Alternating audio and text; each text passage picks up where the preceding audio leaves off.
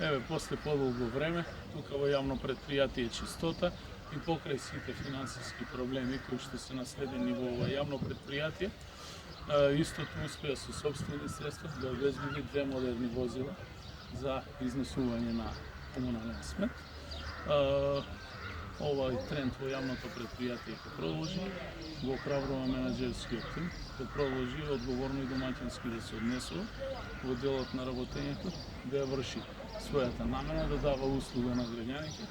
а секако општината во рамките на своите можности ќе помогне за да застане на сопствени нозе. Обезбедени се две мали возила,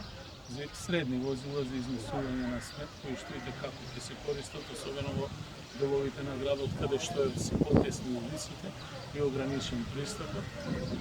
Воедно дополнително вработените ќе добијат обука за ракување со истите, а како што знаете сите, општина Куманово е влезена во програмата на Европската унија за трајно решавање на проблемот со комуналниот отпад и затворање на нашата депонија на локација Краста, каде што во рамките на заедничкиот проект со уште 15 општини во државата се планира изградба на фабрика за преработка на отпад во реонот на општина Свети Николе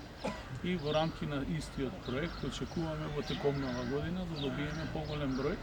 на возила за изнесување на смет и контейнери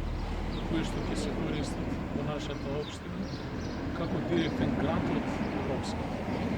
Денеска гледаме две возила кои што се обезбедени од сопствени средства